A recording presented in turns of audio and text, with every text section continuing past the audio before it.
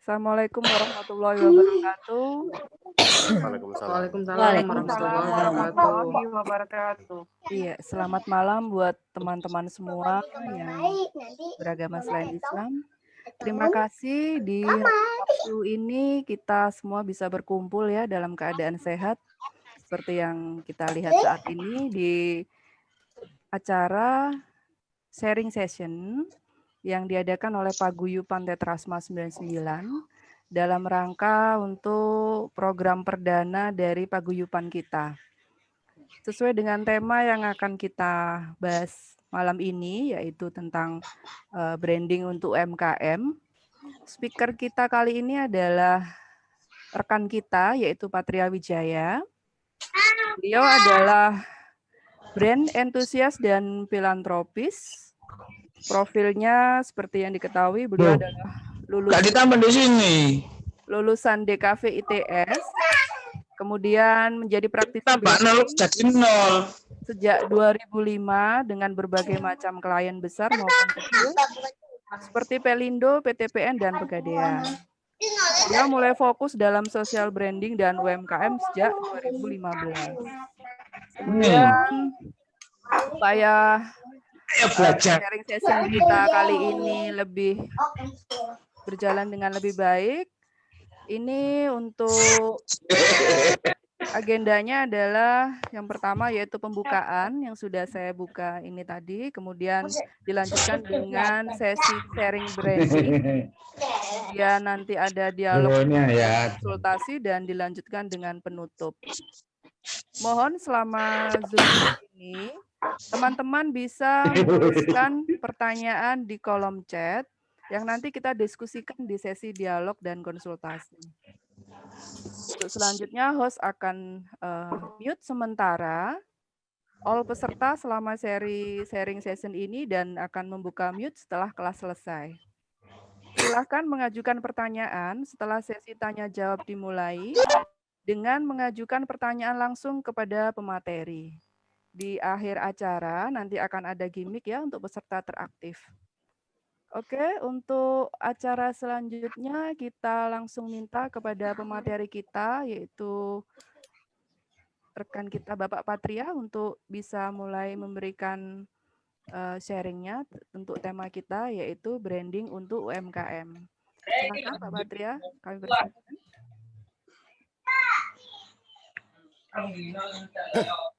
Baik, assalamualaikum warahmatullahi wabarakatuh.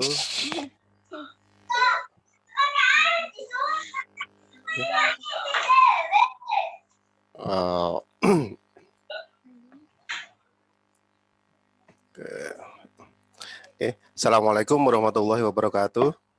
Waalaikumsalam warahmatullahi wabarakatuh. Wah ini ya. Waalaikumsalam. Karena tadi Ibu moderator bilang ini sesi perdana, jadi terasa ada beban ini. Sebagai pembuka kegiatan Tetrasma kita. Oke. Sebelum kita mulai, maka saya akan coba share screen ya. Teman-teman bisa on cam ya, jadi kita bisa tahu.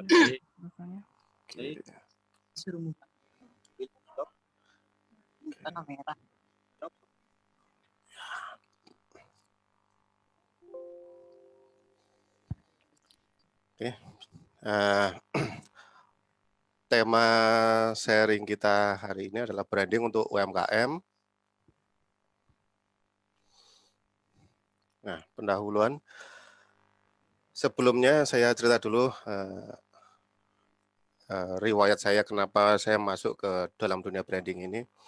Jadi seperti disebutkan oleh Ibu moderator tadi, bahwa saya lulusan DKV ITS, desain grafis lebih umumnya, tahun 2015. Jadi, nah sebagai lulusan baru seperti umumnya mahasiswa baru, ingin mencoba ilmunya di dalam lapangan. Waktu itu istilah branding belum terlalu banyak digunakan, masih pakai istilah desain grafis.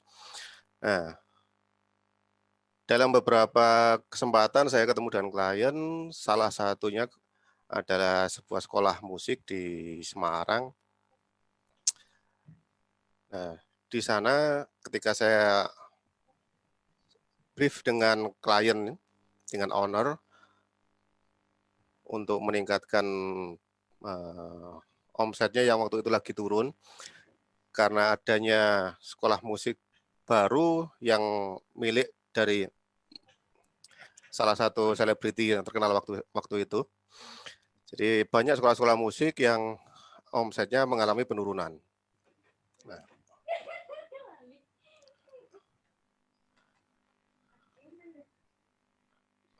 Nah,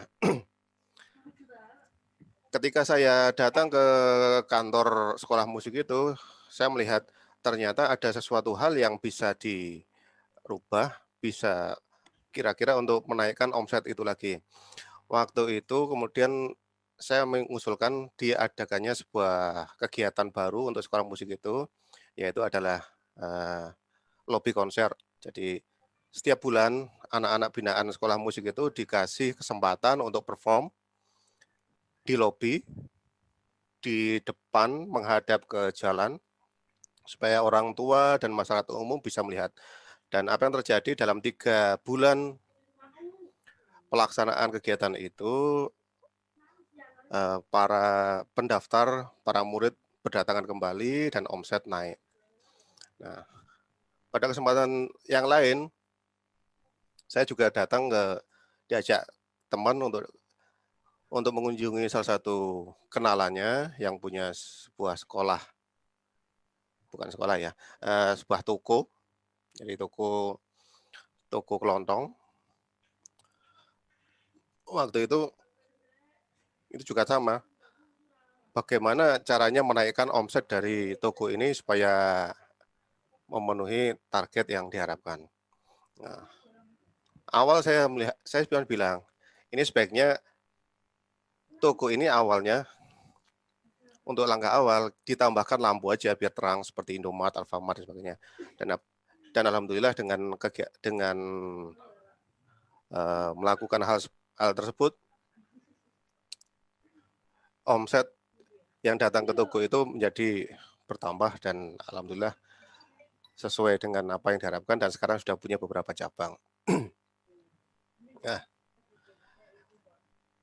dari cerita ini saya mau menyampaikan bahwa apa yang kita sharingkan hari ini sebenarnya adalah saya akan membicarakan branding ini secara lebih fundamental. Jadi apa itu branding, mindset yang ada di balik kenapa muncul sebuah branding, sehingga nantinya kita tidak terlalu banyak membahas masalah teknis atau detail-detail pengerjaan bagaimana branding itu dikerjakan. Karena sebuah branding tanpa pemahaman yang benar di awal, nantinya kita akan banyak mispersepsi.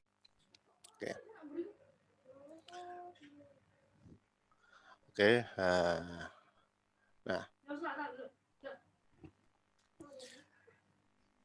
sekarang kita masuk tentang materi tentang mengapa kita harus ngomongin branding. Kalau kita ngomong sebuah usaha, sebuah bisnis, kita tidak akan bisa lepas namanya selling, marketing, dan branding. Ketiga hal ini tidak bisa dipisahkan, tidak bisa sendiri-sendiri sebetulnya. Tetapi pada kesempatan hari ini kita akan lebih fokus kepada branding. Mengapa branding? Pertama, lebih mudah untuk jualan. Contohnya seperti ini. Ada sebuah produk, anggap saja pasta gigi. Produk ini dikeluarkan oleh sebuah perusahaan yang sama, dengan kualitas yang sama, dengan packaging yang sama, tapi yang satu dihargai 6.000, yang satu dihargai 12.000. Nah, kira-kira kalau teman-teman diminta untuk memilih dari salah satu produk ini, kira-kira mana yang akan dibeli? Saya yakin di antara teman-teman akan lebih banyak yang memilih 6.000. Kenapa? Ya kalau kita ngomong produk, kita ngomong produsen yang sama, tentu akan milih yang lebih murah. Tapi bukan berarti nggak akan ada yang milih 12.000. Kenapa? Karena pasti ada orang-orang yang beranggapan bahwa dengan harga yang lebih mahal, maka kualitas akan lebih baik.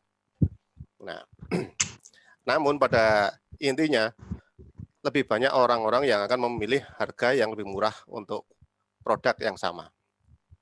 Tapi bagaimana kalau kasusnya seperti ini? Satu produknya tanpa merek, satu produknya jelas Pepsodent. Nah, ketika jelas kondisinya seperti ini, umumnya orang akan lebih tertarik untuk membeli Pepsodent. Kenapa? Karena jelas persepsi bahwa ini adalah produk yang berkualitas yang sudah puluhan tahun terbukti. Meskipun nantinya produk yang kosongan ini saya kasih nama Patriaden sekalipun, ya orang pasti akan lebih memilih Pepsodent karena dalam persepsi kita Pepsodent adalah pasta gigi yang paling baik, yang lebih baik daripada yang Patriaden. Inilah kenapa dengan adanya branding, sebuah produk yang sama bisa dijual dengan lebih mudah. Karena orang akan lebih mudah ngomong, ini saya punya produk Pepsodent, bukan yang lain. Oke. Nah, yang kedua, kenapa branding? Karena lebih tangguh dalam kompetisi. Orang yang punya produk dengan branding yang kuat akan lebih mudah dipilih, akan lebih mudah untuk berhadapan dalam kompetisi di dunia bisnis. Contohnya apa? Ya, siapa yang tidak tahu dengan Indomie? Dengan tagline-nya Indomie Seleraku, dalam kondisi pandemi seperti ini, ketika banyak produk-produk komoditi justru mengalami penurunan, sebaliknya Indofood, produsen Indomie, mengalami omset yang jauh lebih baik daripada tahun-tahun sebelumnya. Nah, kenapa hal ini terjadi? Salah satunya karena dalam mindset kita, pada saat kondisi kita sulit di akhir bulan dan sebagainya, itu maka Indomie adalah makanan alternatif untuk pengganti makanan kita sehari-hari. Kita bisa ganti-ganti menu, soto, kari, dan sebagainya hanya dengan satu produk. Oke. Berikutnya, branding itu bisa dijual. Brand bisa dijual. Contohnya adalah ini. Jadi ada sebuah produsen, sebuah holding company yang bernama PT Ultra Jaya. Ultra Jaya ini punya 3 produk, susu ultra, teh kotak, dan buah vita. Nah, yang kita omongkan hari ini adalah tentang buah vita. Kenapa? Nah, pada tahun 2008, buah vita dibeli oleh Unilever dengan harga 400 miliar. Ingat ya, yang dibeli ini adalah brand buah vita. Jadi tidak termasuk dengan pabrik dan karyawan dan sebagainya. Hanya brandnya aja. Nah, brand buah vita sendiri pada saat itu nilainya adalah 400 miliar. Jadi dengan adanya brand yang kuat, kita sebenarnya membangun aset untuk diri kita pada saat kita memerlukan atau kondisi tertentu, maka brand itu bisa kita jual sebagai bagian dari aset kita. Nah, kemudian siapa yang tidak kenal dengan snack yang satu ini, namanya adalah taro. Oke. Taro ini diperkenalkan pertama kali tahun 1984 oleh PT Rasa Mutu Utama sebagai makanan snack untuk anak-anak. Nah, ini yang menarik. Pada tahun 2003, kembali Unilever membeli produk ini, brand ini dari PT Rasa Mutu Utama. Ingat ya, yang dibeli adalah brandnya, bukan pabriknya, bukan perusahaannya, tapi brandnya. Nah, tahun 2011 PT TPS Food membeli produk ini, membeli brand ini dari Unilever senilai 200 miliar. Sehingga sekali lagi terjadi apa yang namanya brand itu bisa dijual. Nah, satu lagi, kenapa kita perlu belajar brand? Karena brand itu tidak bisa bangkrut. Bisnis bisa naik turun, perusahaan bisa tutup, tetapi brand yang dibangun dengan benar, yang dibangun dengan tahapan-tahapan yang baik, insya Allah tidak akan bisa bangkrut. Contohnya apa? Contohnya adalah Sariwangi. Teh legendaris ini diperkenalkan tahun 1973 karena sesuatu hal di kemudian hari, performa perusahaan ini memburuk, terbelit utang, dan akhirnya harus menjual, harus menutup perusahaannya karena dinyatakan pahit. Tetapi brand Sariwangi sebagai aset dari PT Sariwangi Agriculture ini dijual kepada Unilever. Sehingga sampai sekarang kita masih bisa menikmati produk teh Sariwangi meskipun bukan lagi produksi PT Sariwangi Agriculture. Oke. Nah, berikutnya dengan belajar brand, kita juga belajar bagaimana menaikkan keuntungan produk kita, keuntungan jualan kita, keuntungan perusahaan kita. Karena bagaimanapun inti dari kita berbisnis nantinya adalah untuk menghasilkan profit yang sebesar-besarnya. Oke. Contohnya seperti ini. Nah, ketika ada 2 gelas kopi dijual di toko, yang satu harga 5.000, yang satu harga 45.000. Seperti tadi, umumnya dari kita akan beranggapan bahwa produk yang sama, tentu kita akan memilih yang lebih murah. Tapi bagaimana jika kondisinya seperti ini? Nah, orang yang mengenal logo ini, Starbucks, mereka nggak akan ragu untuk membeli Starbucks dengan harga yang jauh lebih mahal daripada kopi yang biasanya. Padahal kalau kita tahu Starbucks ini bahan bakunya adalah kopi dari Sumatera. Nah, sebenarnya 40.000 selisih yang kita bayarkan untuk membeli produk Starbucks ini apa? Ini adalah keuntungan yang mereka dapatkan karena sekian tahun mereka membangun brand dari Starbucks itu. Nah, dengan brand, usaha kita, produk kita juga akan lebih mudah untuk dipilih oleh masyarakat, oleh konsumen. Nah, seperti tadi, seandainya ibu-ibu, bapak-bapak di sini disodorkan untuk membeli sepatu dengan harga yang sama, dengan kualitas yang sama, tentu harga akan menjadi pilihan. Yang lebih murah akan lebih mudah dipilih. Tetapi ketika sepatu itu kita tambahkan sebuah logo, maka harga yang lebih mahal menjadi lebih masuk akal, menjadi lebih mudah untuk dipilih. Kenapa? Karena logo ini mencerminkan sesuatu, mencerminkan kualitas, mencerminkan persepsi yang kita pilih. Nah, sekarang kita kembali. Kalau UMKM itu harusnya melakukan branding dulu atau selling dulu. Karena bagi UMKM yang penting adalah cash flow nomor 1.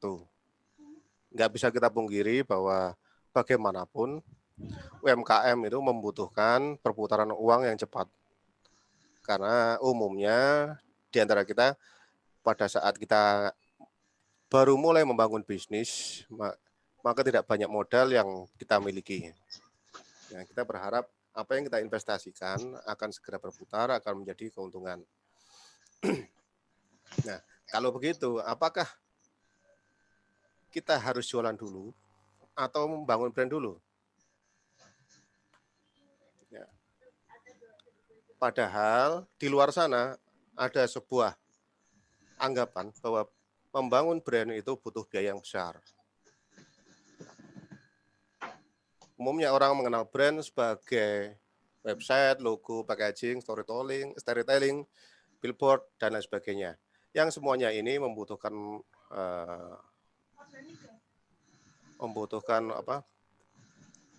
biaya dan juga perlu untuk menyewa orang lain untuk melakukannya.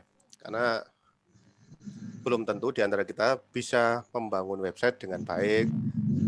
Tidak semua di antara kita bisa mendesain packaging dengan benar dan lain sebagainya. Apalagi kalau harus pasang iklan, bikin jingle, dan lain sebagainya.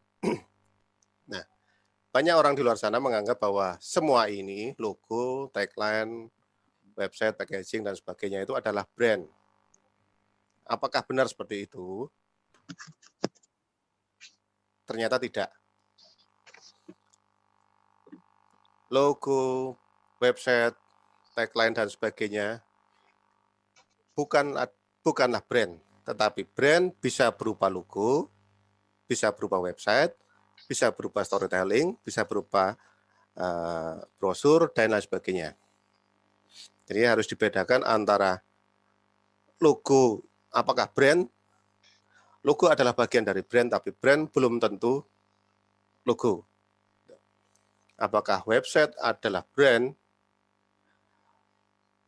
Website bisa menjadi brand, tapi brand bukanlah website, dan sebagainya, dan sebagainya. Oke. Nah, kita tanya Pak, kita lihat pendapat para pakar, para ahlinya yang kompeten. Steve Jobs misalkan, dia mengatakan bahwa brand itu adalah trust.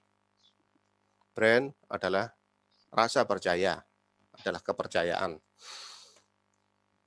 Jeff Bezos yang saat ini dikenal sebagai orang terkaya di dunia mengatakan brand adalah apa yang dikatakan orang tentang kita ketika kita tidak ada di ruangan yang sama.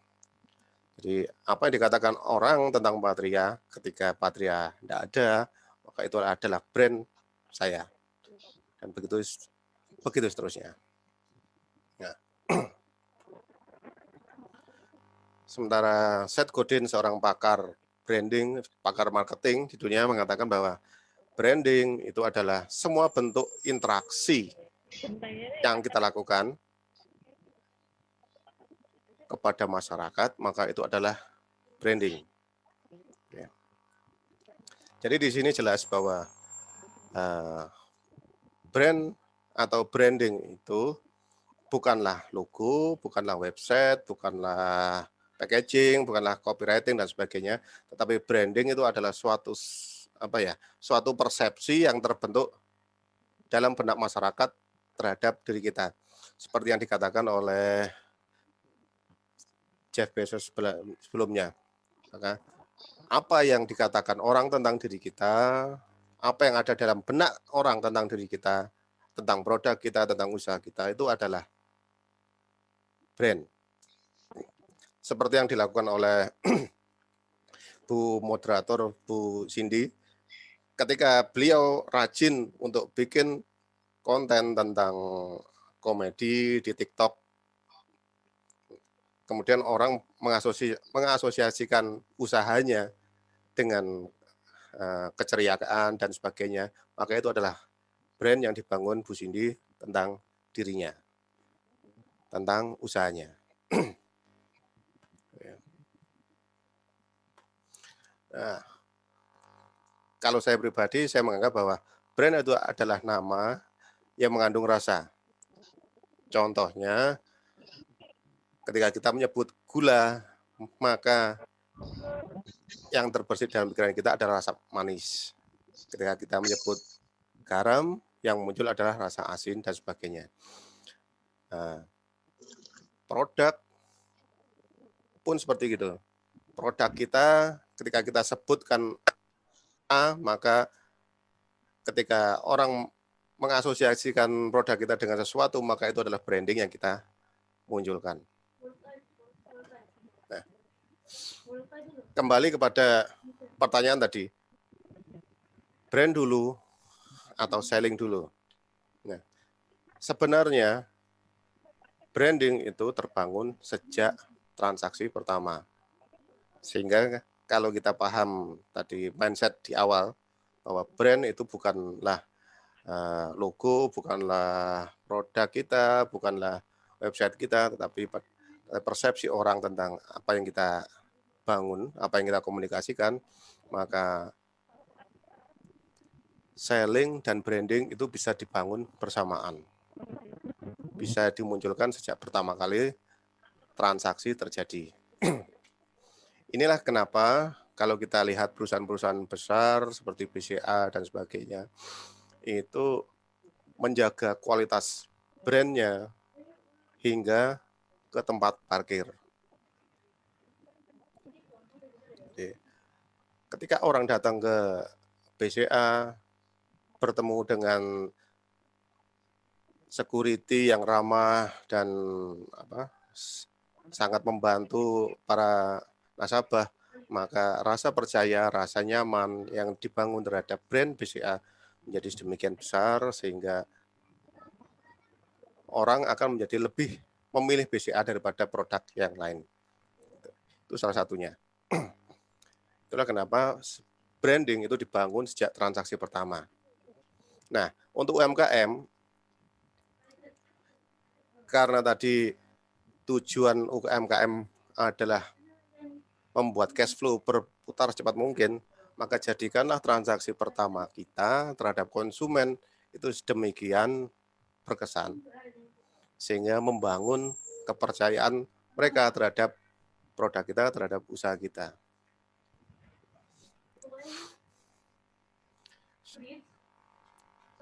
Oke. Karena brand ini adalah persepsi yang dibangun orang lain terhadap kita, maka apabila kita tidak membangun brand kita, maka orang lainlah yang akan membranding kita. Kalau kita nggak memberikan bahan untuk digosipkan, maka orang akan menggosipkan kita dengan cara yang mereka sukai. Nah, inilah kenapa kalau kita lihat artis-artis sekarang, terutama yang tidak terlalu punya banyak karya, itu suka membuat sensasi, membuat ya, aneka macam kontroversi di media sosial, karena mereka berusaha untuk mengangkat branding mereka dengan melemparkan suatu opini, melemparkan suatu kontroversi ke dalam masyarakat. Ya. Cara ini bisa dipakai untuk mengangkat awareness kita, untuk mengangkat supaya kita segera diomongkan orang lain, supaya kita jadi viral. Tetapi cara ini belum tentu akan membuat branding kita awet. Dan ini sudah terbukti dengan artis-artis itu yang ya belum tentu mereka akan tetap bisa dikenal oleh masyarakat, karena balik lagi bagaimanapun branding yang dibangun tanpa diikuti oleh kualitas yang baik, ya cuman jadi pencitraan aja. Ingat kata Jeff Bezos bahwa branding itu adalah apa yang dikatakan orang tentang diri kita ketika kita tidak ada di sana. Branding memastikan future income. Kenapa? Kita kembali lagi ke sebelumnya, ketika transaksi di awal itu sedemikian mengesankan, maka konsumen itu akan membawa image positif terhadap bisnis kita dalam benak mereka. Sehingga mereka pelan-pelan akan muncul rasa percaya. Ketika itu terus kita ingatkan, terus kita ulangi dalam setiap interaksi dengan mereka, itu kemudian menumbuhkan yang kita sebut sebagai loyalitas. Nah, loyalitas ini yang membuat para konsumen itu datang lagi, belanja lagi, beli lagi. Nah, bagi seorang bisnismen, bagi seorang usahawan, lebih mudah untuk mendapatkan konsumen baru daripada membuat konsumen repeat order. Karena dua hal ini membutuhkan skill yang berbeda. Untuk mendatangkan konsumen, ya kita cukup sebar iklan, sebar brosur dan sebagainya. Tetapi membuat orang beli lagi pada kita membutuhkan orang percaya pada kita, membutuhkan orang nyaman terhadap kita dan lain sebagainya. Nah, bagaimana cara membangun branding untuk UMKM? Pertama, tentukan purpose kita, tentukan tujuan kita. Apakah kita membangun usaha ini sebagai sampingan, ataukah kita benar-benar membangun usaha ini, kita niatkan untuk jangka panjang. Ketika kita hanya membuat usaha ini sebagai sampingan, sebenarnya kita nggak terlalu butuh branding. Kenapa? Ya karena ini cuma untuk sampingan aja. Kita nggak perlu mencurahkan energi kita untuk sesuatu yang sifatnya long lasting, yang jangka panjang. Tetapi ketika kita sudah fokus untuk membangun bisnis ini untuk jangka panjang, maka kita perlu untuk memutuskan kita akan dikenal sebagai apa, kita akan dikenal di masyarakat, produk kita akan dikenal di masyarakat itu sebagai apa. Kita tentukan purpose dulu. Nah, kemudian tambahkan value. Berikan nilai yang berbeda terhadap produk kita daripada kompetitor. Seperti tadi ketika ada 2 gelas yang sama dijajarkan, yang satu bisa menjadi jauh lebih mahal daripada yang tanpa brand. Kenapa? Karena yang satu adalah Starbucks yang dengan track record-nya sedemikian panjang. Starbucks sudah dikenal sebagai waralaba kopi yang trusted, yang menyajikan kopi dengan cara yang baik, dengan rasa yang enak. Ya. Ketika kita sudah menemukan value kita, maka pastikan positioning. Positioning di sini bukan posisi dalam artian fisikal ya, seperti jualan harus di pojokan atau sebagainya, bukan. Tapi positioning yang dimaksud di sini adalah posisi kita dalam benak konsumen. Contoh, ini adalah sebuah produk dari PT Konimex. Dua-duanya adalah produk dari Konimex. Nah, ada 2 produk dari Konimex. Yang satu namanya Paramex, kita kenal sebagai obat sakit kepala. Yang satu adalah Feminax. Nah, ketika bapak-bapak di sini suatu malam sakit kepala, mencari obat di kotak obat, dan ternyata yang ada adalah Feminax, tentu nggak akan kepikiran bahwa Feminax ini adalah obat untuk sakit kepala kita. Padahal kalau kita mau melihat bahan aktif dari kedua produk ini, yang satu katanya untuk obat sakit kepala, yang satu untuk obat nyeri haid. Kedua obat ini ternyata bahan aktifnya untuk Paramex adalah paracetamol 250 mg. Sementara Feminax paracetamolnya 500 mg. Sehingga sebetulnya kalau kita ngomong pereda nyeri, maka Feminax ini jauh lebih efektif untuk meredakan nyeri yang diderita oleh bapak-bapak daripada paracetamol. Tapi kenapa bapak-bapak nggak mau untuk minum Feminax? Karena dalam benak bapak-bapak, Feminax identik sudah dengan perempuan. nyeri. Iya, itu adalah positioning. Jadi dua hal yang sama, tapi bisa menjadi berbeda hanya dengan framing, hanya dengan kita menaruh positioning yang pas.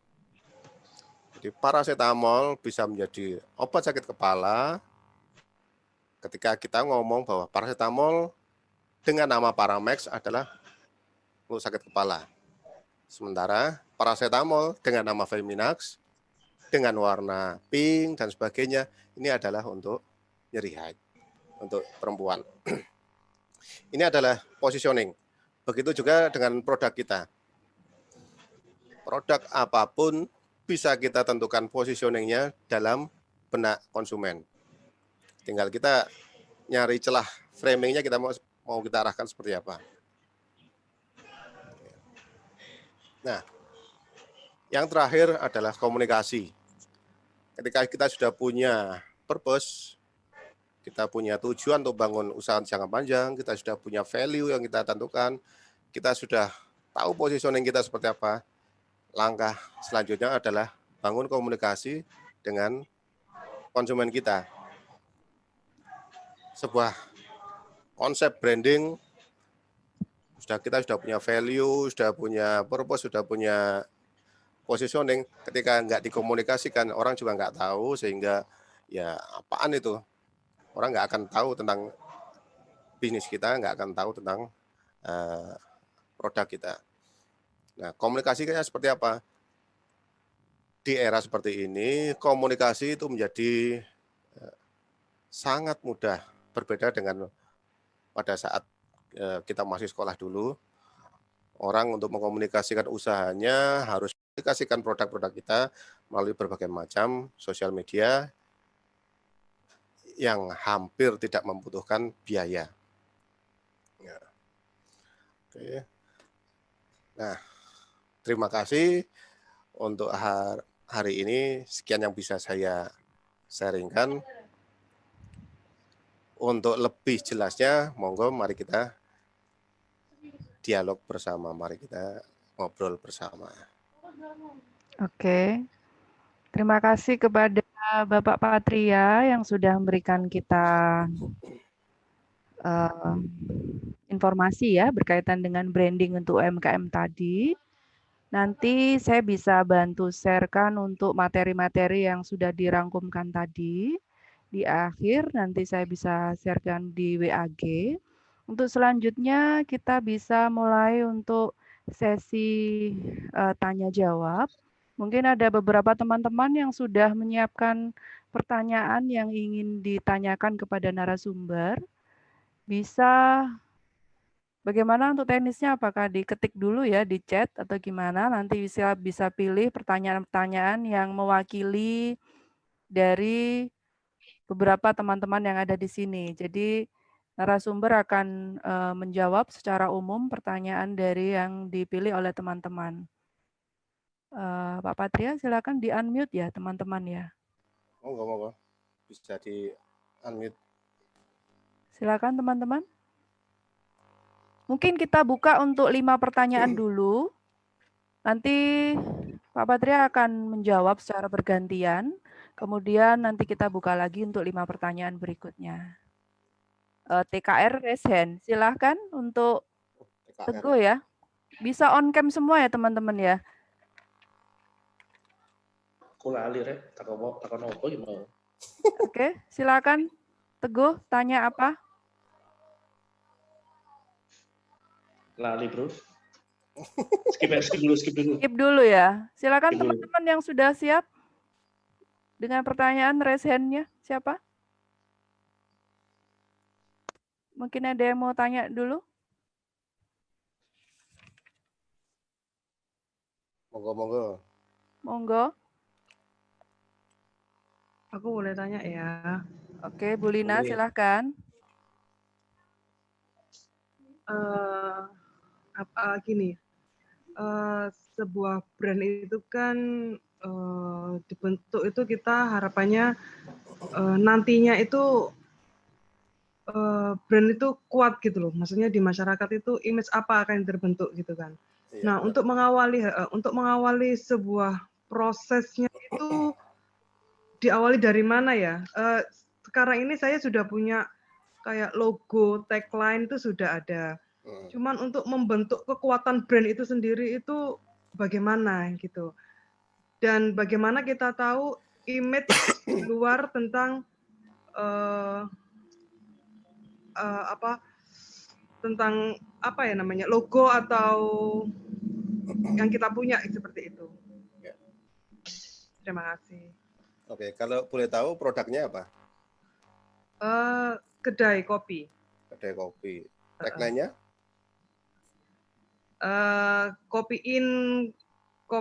Kedai kopi in, ngopi dhisik rek kayak gitu. Ngopiin dhisik kayak gitu. Oke, ini kedai kopi apa dalam artian warkop. Kedai kopi Nusantara. Sebenarnya kita lebih punya produknya itu semua kopi Nusantara. Maksudnya Iya. semua kita punya. Ini kopi-kopi, nyediakan kopi ala-ala, kalau kopi-kopi susu atau ya semua, maksudnya kopi bubuk itu kan, maksudnya kopi tubruk kayak gitu. Oh gitu. Kekuatan brand kita sebenarnya itu sementara sekarang itu kan hanya di segmen-segmen tertentu ya, maksudnya saya ini merasa brand saya ini hanya ada di segmen tertentu yaitu mahasiswa. Tapi tidak bisa mencapai ke level-level di luar mahasiswa, segmen di luar mahasiswa. Nah itu gimana cara bisa untuk menguatkan brand yang kita punya itu? Nah, begini, tadi sempat saya singgung masalah positioning ya. Nah, positioning ini otomatis nanti akan mengarahkan kita pada sebuah segmen khusus. Sehingga memang brand kita itu nggak akan bisa menyasar semua segmen. Jadi sebuah brand yang baik itu memang nggak akan pernah bisa menyasar semua segmen. Tapi sebuah brand itu hanya bisa menyasar satu segmen khusus yang segmen itu akan loyal. Nah, triknya adalah apakah segmen yang kita sasar ini punya market share yang besar atau enggak, kan itu. Jadi kalau kita bandingkan ya, kita lihat di dunia antara dua brand HP besar, Samsung dengan Apple. Samsung itu menguasai 9 kali market dari Apple. Tetapi Apple itu ternyata tahun 2019 itu pembukuannya keuntungannya jauh lebih besar daripada Samsung. Sehingga ketika kita memutuskan untuk membuat segmentasi, membuat positioning produk kita harus tahu bahwa kita ini mau menyasar market yang besar, tapi daya belinya eceran, atau kita akan melayani market yang kecil, tapi daya belinya besar. Gitu. Jadi untuk mempersiapkan positioning ini kita harus siap juga dengan konsekuensinya. Jadi misalkan kopi Nusantara ini pun sebenarnya kan banyak variannya ya. Iya. Ya. Kalau kita ngomong masalah kopi ini bisnisnya mulai dari hulu ke hilir, mulai dari roasting hingga sampai brewing ini kan punya berbagai macam karakteristik.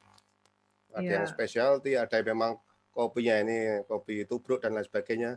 Nah, tinggal kita mau main di mana. Kalau kita kita mau main di specialty misalkan ya, kopi yang single origin dan sebagainya, maka kita harus siap bahwa market kita sangat spesifik, tapi orang-orang yang suka dengan kopi-kopi single origin ini biasanya punya daya beli yang besar.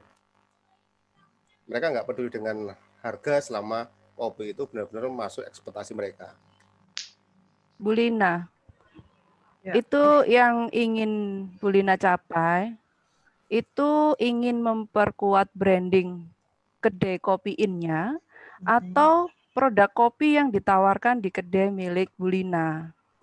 Jadi kita ngomong branding itu kan mungkin bisa untuk branding produk atau mungkin branding place ya Pak Patria ya.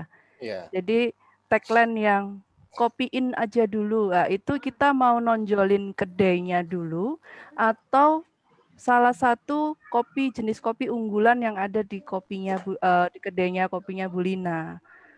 Itu mungkin bisa mewakili teman-teman yang lain ya. Mungkin seperti saya sendiri, orang itu sekarang lebih teringatnya kaos Cindy, toko kaos Cindy, Bukan kaos kaos polos polos, Cindy. Padahal toko saya namanya toko kaos kaos polos. polos. Seperti Gantiin itu. aja nih Mas. Kenapa? Toko gantiin aja nih toko ini toko Cindy. Toko Lah, Cindy. itu tadi. Makanya nanti pertanyaannya adalah apakah branding produk atau branding image yang lebih kuat tertanam pada benak konsumen. Seperti itu, Bu Lina. Coba Oh, kalau iya, iya, dari iya, arah iya. pertanyaannya Bu Lina tadi itu mau kemana kira-kira? Iya, iya. Kalau saya sih memang pengennya itu juga memperkuat tempatnya, karena kita kan tempatnya memang asik sebenarnya. Kalau di area sini memang orang pasti kenal gitu loh, Kopi In kayak gitu kan, Kopi In gitu pasti kenal kayak gitu. Iya. Cuman ya itu tadi brand-nya itu kita kayaknya di segmen-segmen tertentu kayak gitu. Tapi terima kasih tadi memang sebuah brand itu memang tidak bisa menyasar semua segmen. Jadi tapi kita akan tetap berusaha kita tuh berusaha bisa menggapai semua segmen kayak gitu. Karena selama ini memang segmen kita terbesar adalah mahasiswa. Begitu mahasiswa libur semua ya udah wes. Ya. Mungkin karena lokasinya dekat kampus ya, Bu ya. Ya, betul, memang dikelilingi kampus. Berarti 3 Kopi In kampus. identik dengan remaja, Mahasiswa. anak muda. Iya, mahasiswa. Tempat nongkrongnya anak muda gitu ya. Oh. Berarti bapak-bapak tua kayak kita nggak bisa ya ke sana ya. Kalau mau lebih muda ya nggak apa-apa. Oh gitu ya. Oke. Tapi banyak ceweknya di situ. Oke, terima kasih. Mungkin nanti Baik. teman-teman yang lain. Oke, tadi udah kita beri kesempatan kepada Bu Lina. Mungkin teman-teman yang lain ada yang punya pertanyaan? Saya Bu Cindy. Oke. Dengan Pak Haridian ya? Haridian. Oke, Ya. silakan Pak. Assalamualaikum warahmatullahi wabarakatuh. Waalaikumsalam. Waalaikumsalam warahmatullahi wabarakatuh. Senang sekali ya bisa ketemu teman-teman ini. Meskipun kita yang melalui online ya. Terima kasih Bapak Patria. Sama-sama. Materi menarik malam ini. Nah, ini untuk ini kita saling belajar ya. Yang ingin saya tanyakan langsung saja, bagaimana kita bisa ngetes branding kita itu di luar? Itu sudah sampai level berapa? Itu bagaimana? Itu khususnya di user kita atau di lebih luas lagi di masyarakat. Itu yang pertama.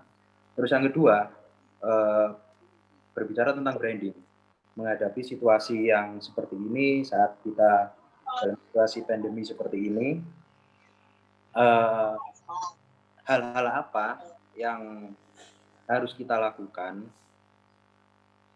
supaya branding kita tetap diingat oleh masyarakat pada umumnya dan oleh ini ya, buyer kita atau user kita pada khususnya. Karena tentu metode-metode yang digunakan ini akan lain ketika kita dalam situasi yang normal. Saya kira itu aja Bu Cindy. Baik. Terima kasih. Terima kasih ya Pak Haridian. Ada 2 pertanyaan ya Pak Patria. Bagaimana kita mengukur branding kita di masyarakat sudah sampai sejauh mana, dan juga di kondisi pandemi saat ini hal-hal apa yang harus kita lakukan agar branding kita tetap diingat oleh konsumen. Mungkin satu persatu dulu ya dijawab ya Pak Patria. Oke. Untuk mengukur tentu saja kita perlu melakukan riset konsumen. Gampangnya gini, ketika kita sebutkan nama tadi Kopi In ya, Kopi In, kita coba pakai contoh Kopi In. Ketika orang dengar Kopi In, itu orang ingat apa? Ketika apa yang disebutkan oleh masyarakat itu sesuai dengan apa yang kita harapkan, maka branding kita sudah sesuai, sudah baik. Tetapi kalau ternyata orang menyebut Kopi In masih ABC, masih belum sesuai dengan branding kita, maka apa yang kita bangun sebenarnya masih perlu kita perbaiki lagi komunikasinya. Nah, bagaimana coba cara supaya kita tetap dikenal di masyarakat dalam kondisi seperti ini? Ya, jawabannya cuma satu. Kita tetap berkomunikasi dengan pasar kita. Karena sebenarnya market kita itu kan nggak pergi kemana-mana. Cuman cara komunikasinya yang berbeda. Ketika dulu orang bisa kenal produk kita dengan cara datang langsung, sekarang mungkin bisa melihat produk kita, bisa menyapa kita di Instagram atau TikTok atau yang lainnya. Seperti itu sih. Jadi saya punya langganan seorang teman kedai kopi ya. Justru pada masa pandemi ini ternyata permintaan delivery ordernya itu jauh meningkat daripada masa-masa sebelum pandemi. Sehingga keuntungannya sekarang ini menjadi jauh lebih baik daripada masa sebelum pandemi. Seperti itu sih. Gimana Pak Aridian? Apa jawabannya sudah cukup mewakili pertanyaan yang dimaksud? Oke, saya kira cukup ya. Silakan rekan-rekan Bu Cindy. Baik. Oke. Kita beri kesempatan untuk teman-teman yang lain. Tadi ada Aji aja di kolom chat. Dia bertanya, perlu nggak logo brand didaftarkan patennya? Di kolom chat menulis, seperti itu Pak, perlu nggak logo brand didaftarkan patennya? Perlu. Jawabannya perlu ya? Perlu. Kalau misalkan perlu itu tadi kita ngomong, berarti secara finansial kita sudah cukup punya ini ya Pak, artinya produk kita sudah cukup kuat ya di masyarakat sehingga kita perlu untuk melindungi brand kita tadi supaya nggak dibajak oleh produk sejenis atau mungkin tempat kompetitor yang lain ya. Ya. Untuk prosesnya gimana Pak? Sulit atau enggak untuk kita daftarin itu? Untuk pendaftaran sebenarnya di Dirjen HKI sebenarnya ada konsultan-konsultan yang siap mendampingi dengan biaya yang sangat terjangkau untuk UMKM. Jadi kenapa perlu didaftarkan? Ya tadi seperti saya sebutkan di awal, brand itu adalah aset kita yang bisa kita jual. Kalau ternyata brand itu sudah ada yang mendaftarkan, ya yang semula bisa kita akui sebagai aset, tidak bisa kita jual karena masalah legal tadi.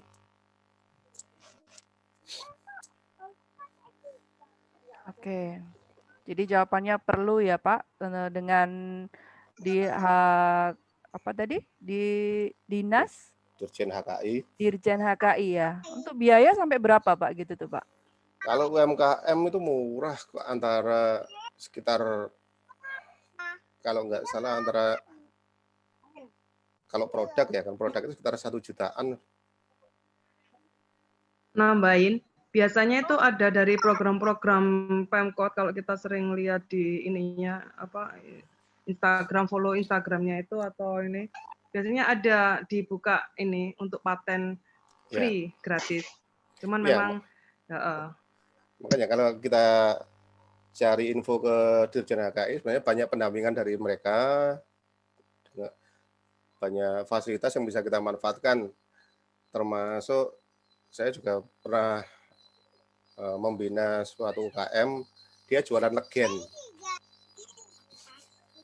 Legen yang kita kenal dijual di pinggir jalan, ini sama dia ini dijual dalam botolan, dipatenkan, didaftarkan BP POM dan semuanya gratis. Dan ini sekarang sudah mulai melayani untuk ekspor juga. Legennya diekspor Pak ya? Iya.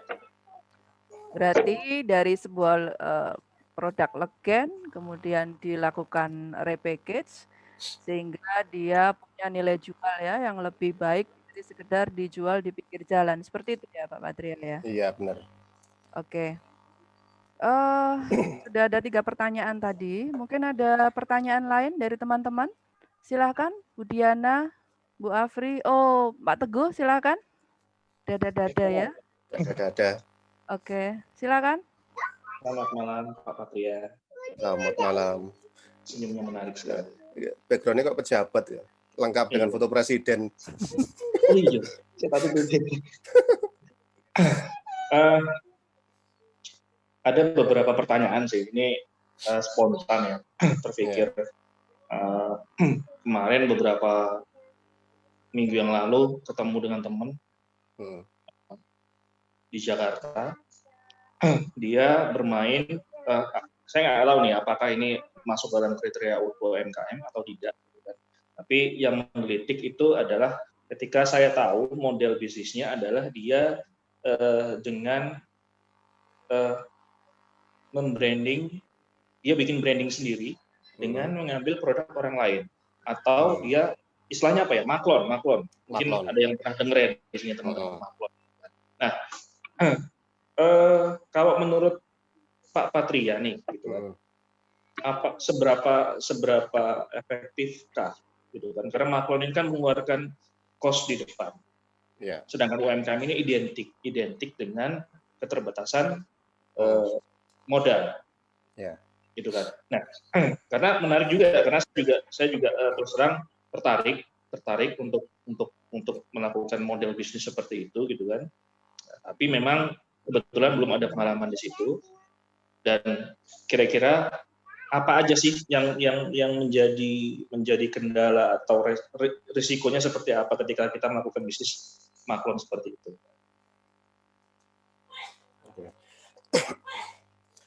Terima kasih.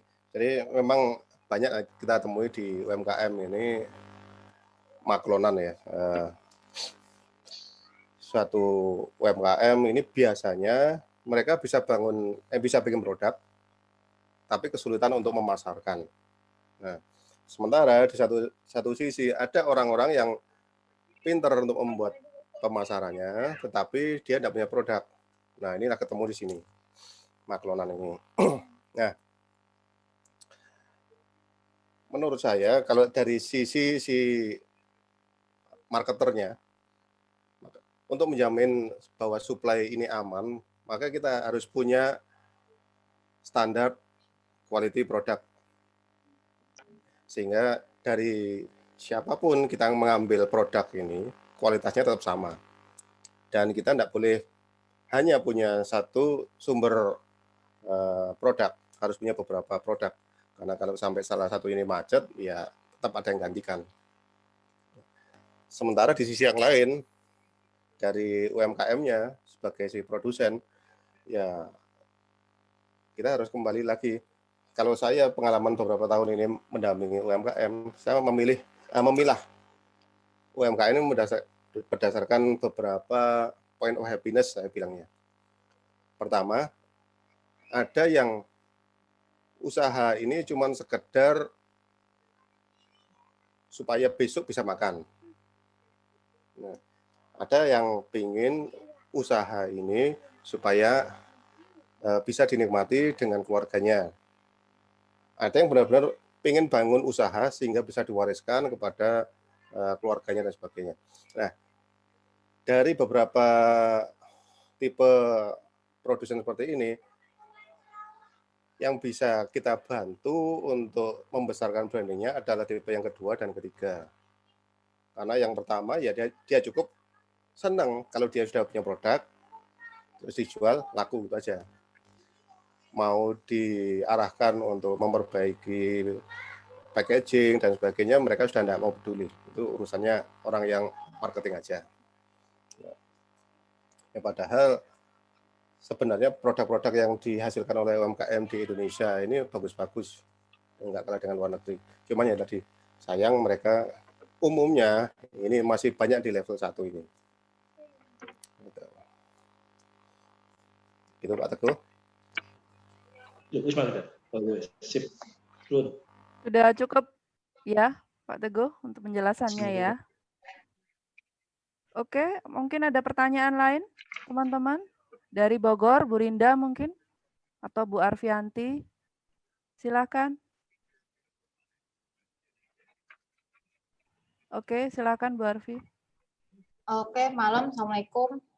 Waalaikumsalam. Ini mohon maaf ya, saya nyela ke Pak Patria. Ini tadi saya di belakang ngobrol sama Lina. Saya mau tanya masalahnya Lina. Oke. Lina Maesari ya. Dia ini kan awalnya segmennya sudah ke arah mahasiswa ya. Terus, nah dia kepengen banget kan tadi mau berganti segmen ya. Yeah. Itu kira-kira ada tips nggak buat Lina tuh dia harus melakukan apa aja biar mungkin segmennya jadi bisa berbelok. Tadi kan dia kayak lebih fokus kemarin tuh lebih ke arah mahasiswa aja gitu ya. Andai kata mungkin kalau awalnya bisa segmennya lebih luas, itu gimana caranya? Udah saya soalnya tadi saya ngobrol sama Lina saya juga bingung gitu. Oke, gitu aja Bu Cindy. Baik, terima kasih. Memperjelas ya untuk contoh kasus di usaha Bu Lina. Silakan Pak Patria. Jadi gini, tadi kita sempat ngomong saya singgung di awal bahwa di bagian akhir ketika kita membangun brand, setelah kita menemukan purpose kita mau ngapain dengan usaha kita, maka selanjutnya adalah kita memberikan value. Value ini apa sebenarnya? Value itu adalah pain point, apa yang dibutuhkan oleh konsumen kita. Kalau awalnya Kopi In tadi mungkin nyasar mahasiswa, biasanya disenangi oleh mahasiswa untuk datang ke kedai itu apa? Itu kan tentu yang menjadi pertimbangannya Bu Lina kan. Nah, ketika mau dilebarkan, misalkan kita ambillah segmen untuk keluarga, maka yang dibutuhkan oleh keluarga untuk datang ke kedai itu apa? Itu yang harus kita kuatkan. Itu value yang harus ditambahkan. Nah, ketika kita menambahkan value, otomatis nanti positioningnya akan berubah. Nah, oke. Jadi kita bicara seperti fasilitas. Fasilitas, warna, kemudian layout ya Pak ya. Jadi yang lebih menu termasuk mungkin hangat menu, ya menu. untuk bagaimana menu rame-rame. Iya.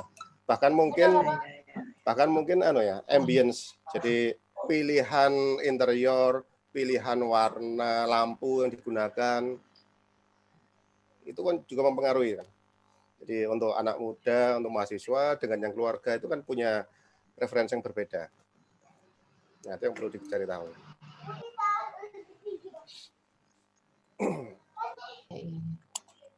Sudah cukup jelas, Bu Lina, Bu Arfi?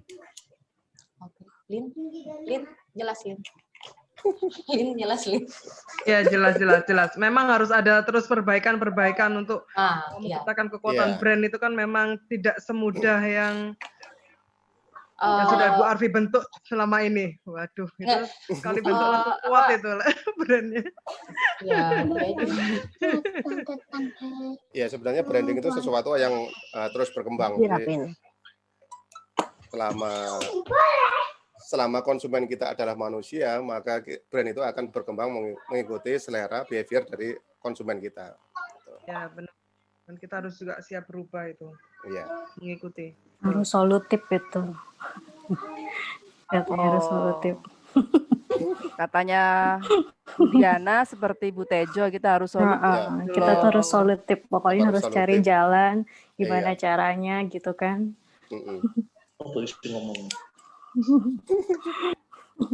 Oke. Pak Patria, saya mau tanya nih, mungkin masih nunggu teman-teman yang lain ya. Iya. Terkait dengan branding tadi, duluan mana ketika kita menentukan harga itu dengan segmen yang ingin dituju. Jadi maksud saya gini, kalau misalkan tadi kita bicara Kopi In nih, brandingnya adalah dia kedai yang menyediakan berbagai kopi untuk segmen anak remaja. Itu kan kita bicara segmen ya. Akhirnya kita bicara harga. Karena tadi dijelaskan untuk Pepsodent dan Patriaden tadi orang berani membayar mahal untuk Pepsodent yang 12.000 dibandingkan Patriaden 6.000. Nah, tadi kalau untuk UMKM itu kita tentu mengejar kuantiti dulu ya, Pak. Karena kita bicara turnover tadi biar lebih cepat, branding akan terbentuk sejak transaksi pertama tadi dijelaskan. Jadi maksud saya, kalau saya pribadi mungkin branding akan berjalan ketika segmen tadi sudah jelas yang dituju yang mana dulu sehingga harga akan mengikuti.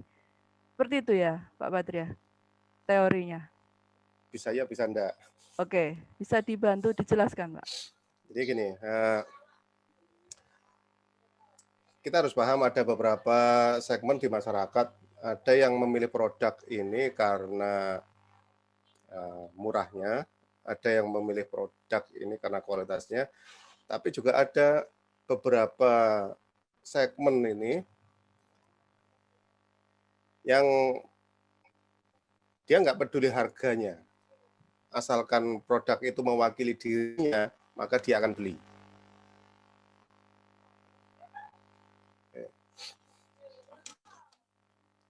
Kalau yang pakai Apple, pasti tahu bahwa produk Apple kalau kita beli bisa kita dapat dengan harga yang sama, kita bisa dapat produk yang sejenis 2 atau 3 kalinya.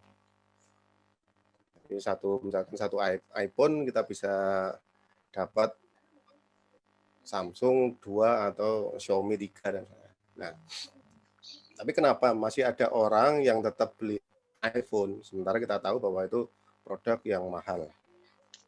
Ya, karena iPhone itu dianggap mewakili dari citra dirinya. Nah, value dan positioning itu membentuk brand kita itu masuk di mana. Apakah kita masuk dalam produk komoditas yang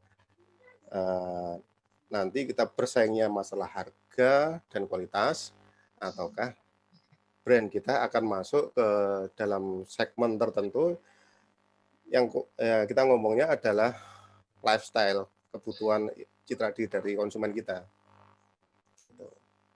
Sehingga pada saat itu harga ya relatif sekali, tergantung position yang kita mau ambil. Oke. Untuk teman-teman pelaku UMKM, apakah ada kendala untuk harga terkait brand yang dibangun?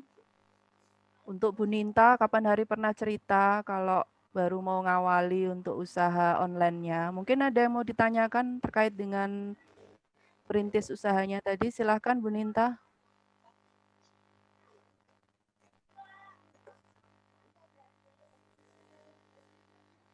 Selamat malam Pak Patria. Malam.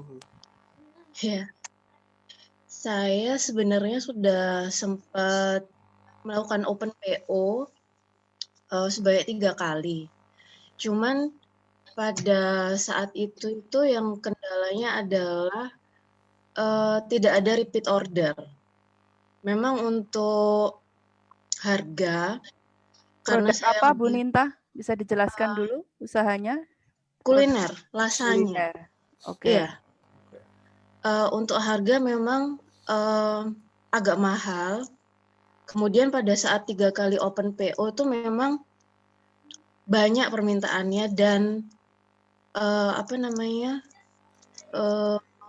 komentarnya itu baik kayak gitu. Cuman yang jadi masalah kenapa nggak ada repeat order kayak gitu. Saya sempat kepikiran untuk merubah ukuran yang semulanya misalkan agak besar menjadi lebih kecil dengan harga yang dikurangi.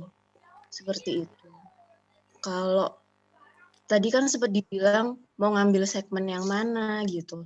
Saya waktu itu berpikirnya karena ini menekankan kualitas, jadi wajar kalau saya jual dengan harga yang agak mahal gitu. Tapi ternyata nggak ada repeat order gitu. Itu gimana ya Pak? Pasarnya sudah jelas Bu Ninta. Untuk produk lasanya itu kan produk yang mungkin tidak terlalu familiar dengan lidah kita ya, kecuali mereka yang penyuka makanan-makanan yang sejenis itu. sudah jelas ya untuk segmen pasar dari produknya Bu Ninta itu? Kalau saya pikir sih untuk segmen pasarnya belum spesifik ya Bu Cindy ya, karena masih sebatas temen apa kayak gitu, jadi belum yang kelihatan banget yang segmen yang mana gitu dari 3 kali open PO itu. Gitu. Dan itu jadi kendala ya? Iya, jadi bingung harga, kualitas. Oke, baik. Yang mana dulu ya yang mau digarap Iya, ya? iya, ngikutin pasar Ya, gitu. silakan Pak Patria nih, ada yang ya ini menarik ya. Banyak orang-orang bilang itu, pengusaha bilang, ketika kita jualan itu sebaiknya tidak mengandalkan konsumen karena pertemanan. Kenapa? Karena bisa jadi pada saat mereka beli pertama kali itu bukan karena mereka tertarik produk kita, tapi karena mereka merasa iba dengan kita dan ingin tergerak untuk ingin membantu. Nah, masalahnya ketika mereka tidak benar-benar butuh dengan produk kita, ya tadi mereka nggak akan muncul namanya repeat order, atau bisa jadi repeat ordernya itu akan terjadi lama sekali. Nah, ada suatu trik untuk menyiasati ini, terutama dalam bisnis kuliner.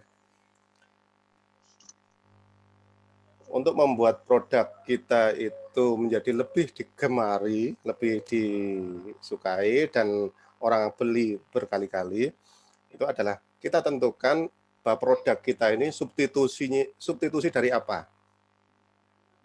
Produk kita ini pengganti dari apa. Misalkan Indomie. Orang beli Indomie itu karena pengganti dari makan nasi.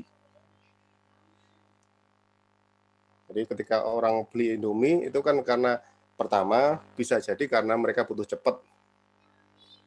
Hanya dengan sekali seduh maka mereka dapatkan karbohidrat dengan rasa masakan tertentu. Atau mereka beli Indomie itu karena di akhir bulan ketika anak kos sudah mendekati masa-masa kritis. Nah, mereka butuh kenyang, butuh kenyang seperti nasi, tapi juga rasanya terpenuhi. Nah, substitusi dari Indomie ini demikian kuat sehingga kalau kita lihat sekarang ini, pada saat bencana sekalipun, itu yang dikirim pertama kali makanannya adalah Indomie, mie instan, spesifiknya Indomie. Ya, bukan sarden, bukan kornet, tapi mie tadi. Nah, pertanyaan tadi, rasanya itu bisa kita substitusikan sebagai apa?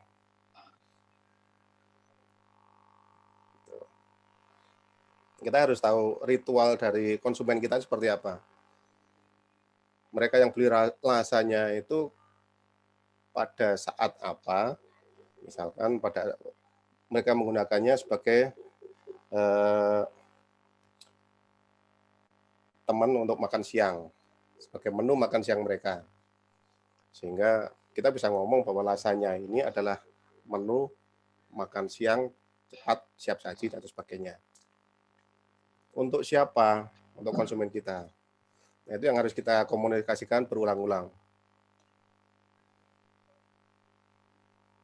Boleh nambahi, Pak Patria? Iya, ya.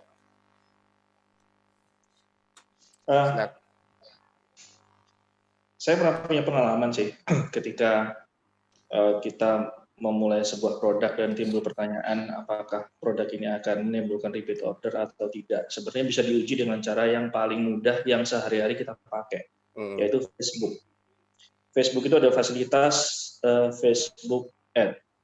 Jadi kita bisa beriklan di Facebook mulai dari Rp10.000 per hari. Lalu kita bisa tentukan segmen yang kita mau, mulai dari usia, pekerjaan, tempat tinggal, jenis kelamin, dan lain-lain.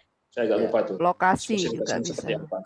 Nah, kalau kita membicara testimoni jujur, itu adalah bukan dari teman-teman sebenarnya. Benar yang dibilang Mas Patria tadi, bahwa teman-teman itu adalah buyer yang bisa dibilang paling tidak boleh kita percaya. Karena testimoninya pasti 99% pasti akan bilang bagus, enak, dan lain sebagainya. Positif lah, ibaratnya seperti itu. Kalau mau kita uji produk kita secara jujur, secara real, ya harus lempar ke pasar, di mana orang-orang yang tidak kita kenal. Objektif. Gimana? Objektif dalam memberikan penilaian. Ya, artinya nanti objektifnya ketemu di situ.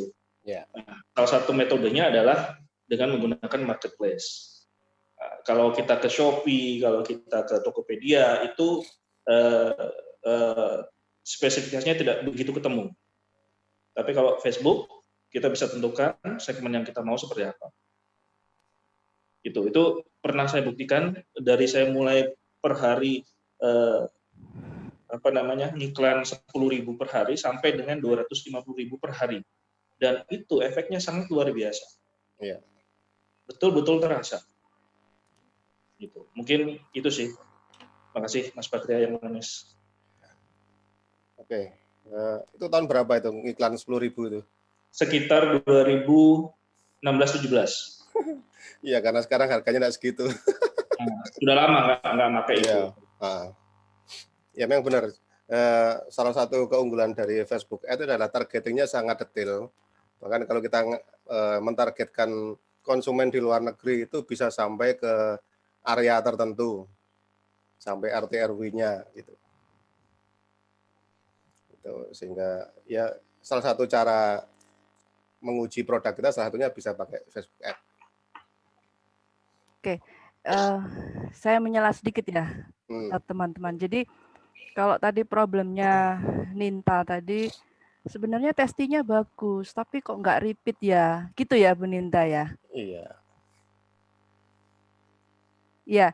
Jadi kalau misalkan dari pengalaman saya itu memang testimoni dari berbagai pihak itu tentu akan membawa WOM yang positif, word of mouth yang positif, dan sampai ini yang menjadi kekuatan saya di usaha saya adalah WOM positif yang saya bangun dari segmen ibu-ibu, bapak-bapak atau siapapun mereka yang memang puas. Jadi akhirnya mereferensikan Pak dari WOM. Oh, kalau kaos di Medoan aja, ajak teman, seperti itu. Jadi tadi kalau disampaikan bahwa teman tidak memberikan statement yang jujur terhadap produk kita, ya itu kan sebenarnya juga salah satu kekuatan ya, bahwa misalkan nih kita lihat Bu Arfi yang memberikan testimoni, tentu orang melihat sosok dari Bu Arfi. Kita tahu segmennya middle up, maka kalau yang Bu Arfi pilih misalkan secara kualitas, maka itu sudah istilahnya oke nih pasti rasanya, sehingga teman atau orang yang diajak itu akan punya pemikiran positif bahwa produk yang direferensikan adalah bagus. Seperti itu Bu Ninta. Kalau dari pengalaman saya pribadi ya, jadi WOM positif itu bagus, tapi memang 1 juta WOM positif tidak bisa mengalahkan satu saja WOM negatif. Karena orang akan lebih banyak gibah kejelekan satu produk dibandingkan dengan bagusnya sebuah produk. Seperti itu, Pak Patria. Ya, jadi ada satu trik lagi yang mungkin bisa saya share tentang bagaimana membuat tadi transaksi awal itu penting. Jadi ini saya sering ngajarkan ke teman-teman di UKM. Jadi kumpulkan aja 10 orang pelanggan pertama kita. Layani dengan benar. Dan biarkan dorong mereka untuk membuat testimoni di sosial media. Jadi 10 orang ini akan membawa lagi lebih banyak orang ke tempat kita. Jadi ketika kita sudah jualan, sebenarnya tugas kita sebagai produsen, sebagai owner itu nggak selesai pada saat transaksi itu selesai. Tetapi berikutnya adalah mendorong para konsumen kita untuk memberikan testimoninya atau WOM itu supaya bisa dilihat orang, supaya didengar orang lain, sehingga mendatangkan pelanggan-pelanggan baru. Karena bagaimanapun, kalau kita perhatikan di sekitar kita itu orang akan lebih mudah percaya untuk membeli sesuatu apabila yang memberikan rekomendasi adalah orang dekat kita.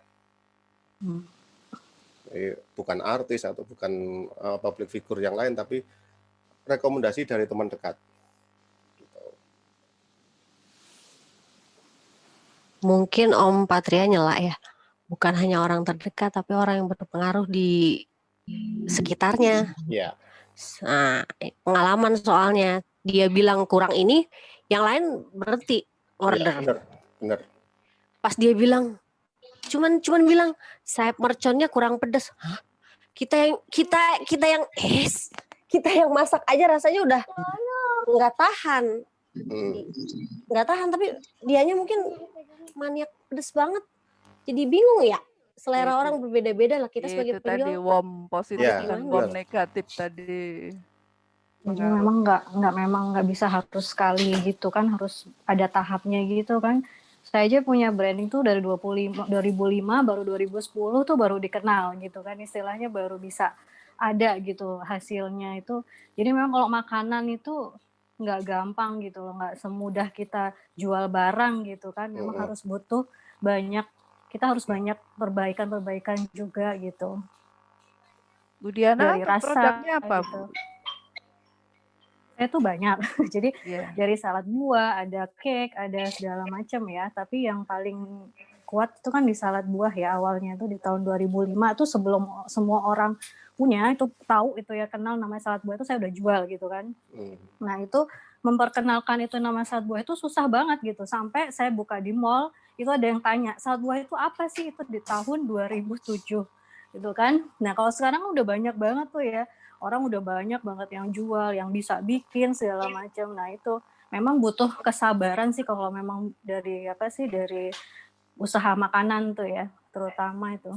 Jadi kalau kita orang misalnya punya pendapat ini itu yang jelek, maksudnya yang negatif pun, itu justru akan menambah kita, buat kita memperbaikin standarnya kualitas makanan kita gitu kan.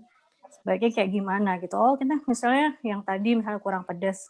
Oke, kan standar orang tuh kan beda-beda kan pedasnya orang gitu. Jadi kita tuh nggak boleh down gitu. Misalnya ada orang yang ngejudge gitu yang jelek gitu. Kalau saya udah udahlah nggak usah didengerin gitu kan. Kita harus maju, tetap harus dengan kualitas kita yang terbaik gitu lah istilahnya kayak gitu. Nggak boleh cengeng gitu apapun. Blesep di. Itu memang orang kalau jual makanan tuh paling sakit loh. Apalagi misalnya bikin kayak iklan-iklan tuh ya di WA. Nggak ada yang peduli tuh, nggak ada yang respon kan gitu kan. Nggak ada satupun yang oh iya gitu kan ada tuh ya. Tapi ya memang itulah, kita harus punya mentalnya, harus mental penjual, harus mentalnya tuh harus kuat juga gitu di situ. Kayak gitu sih. Nggak gampang juga, bisa bertahun-tahun gitu kan, bisa bikin brandnya sendiri tuh.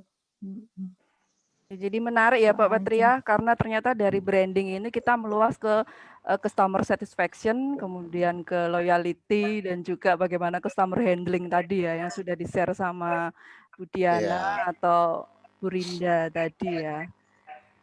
Jadi pentingnya untuk customer handling tadi ternyata Bu Rinda, untuk produk yang dikomplain atau tadi disampaikan kurang pedas atau apa itu mempengaruhi omset penjualan nggak untuk ini karena statement dari satu orang tertentu tadi? Jadi awal jualan tuh adikku yang bantu dimasukin ke regional BTN Jakarta Pusat. Dia bilang, sini Mbak aku bantuin jualan, terus dia beli. Aku mesennya ini, Barin bisa masakan? Iya, aku bilang itu. Dibawalah sama dia ngajak temen-temennya buat makan bareng-bareng. Terus mereka suka, jadi seminggu aku open PO tuh 2 kali, mulai dari plus nasi sampai lauknya aja, karena ada yang nggak makan nasi, dia cuma makan 1 ekor ayam aja. Akhirnya dari semuanya 1 ekor karena diet nggak makan nasi, ayam doang, tapi apa bedanya sama aja. 1 ekor lagi ya. Gitu, ada nih bosnya katanya dia ngelihat makanan ini bos ya, mulutnya bos itu kalau pedes ngaruh dong ke semua. Dia ngelihat gini, untung aku tutup pesan. Makanan ini makanan fast food katanya, ini makanan beku. Hah? Terus Barin katanya makanan beku, beku dari mana? Aku bilang orang gitu. Ya. Frozen food. Dia ngomongnya kayak gitu. Aku bilang gini, mungkin dia biasa makan di mall ya, aku bilang gitu. Ini memang bukan kelasnya dia. Iya Mbak, emang dia suka makan di mall. Oh ya sudah. Terus ternyata jadi ada grup BTN, terus ada yang komen, Kak, masakan kakak kamu enak deh. Aku pesen ininya ya, ungkepannya ya buat di rumah.